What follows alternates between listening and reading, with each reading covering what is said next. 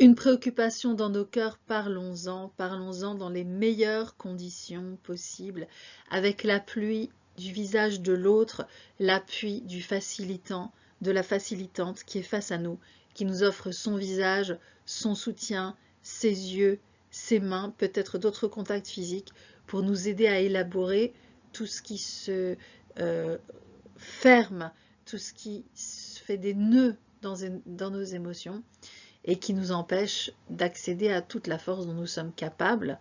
Et c'est cette personne qui, pendant le temps imparti, ce temps très très spécial, le temps de la session, nous écoute et nous offre son soutien. Avant, on a un tout nouveau tout bon. Après, on a un retour au temps présent. Entre ces deux moments, c'est le temps de la session. Cette session a différents éléments et les conditions techniques sont importantes. Téléphone et notifications éteintes, toute notre attention est au service du travaillant. Espace suffisant pour bouger librement car le travaillant peut utiliser le mouvement et le travail physique du corps pour élaborer ses sentiments. Vêtements confortables, enlever ses chaussures, fenêtres fermées pour limiter la diffusion des bruits car on a le droit de crier, on a le droit de s'exprimer de façon forte. Dans ce cadre-là, minuteur pour mesurer le temps, mouchoir car on pleure, coussin pour tout un tas de choses, papier et stylo à disposition pour noter les nouvelles compréhensions qui émergent une fois que les sentiments ont été déroulés. La travaillante ou le travaillant est en charge de son travail et décide de l'ensemble des conditions de la session, du temps qu'elle prend. Choisit le type de contrat et en change si elle le désire. Accepte ou refuse les invitations. Reste conscient de son équilibre attentionnel. Ne porte atteinte ni aux objets ni aux personnes présentes. Le contrat, les invitations, l'équilibre attentionnel, ce sont des notions sur lesquelles nous reviendrons.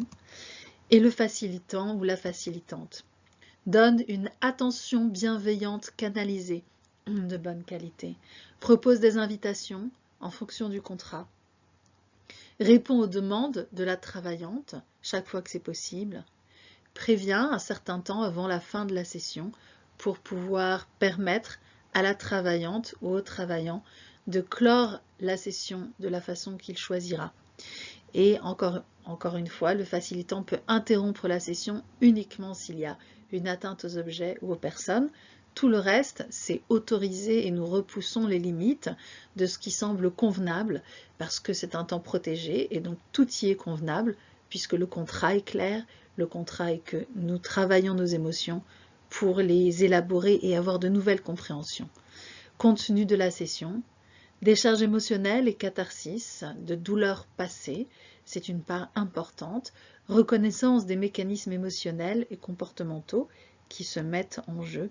Verbalisation des nouveaux éclaircissements sur la situation que la personne vit et sur laquelle elle travaille. Célébration des compréhensions et des qualités acquises. C'est important aussi de voir ce qu'on a compris et de se féliciter de tout ce dont nous sommes capables. Tout ceci avec le soutien des techniques, de la boîte à outils, de l'écoute mutuelle. La décharge émotionnelle, les mécanismes, les nouveaux éclaircissements, la célébration et la boîte à outils font l'objet d'autres vidéos. Et c'est ainsi que nous faisons des sessions d'écoute mutuelle dans le respect des 5 principes qui eux aussi sont à approfondir.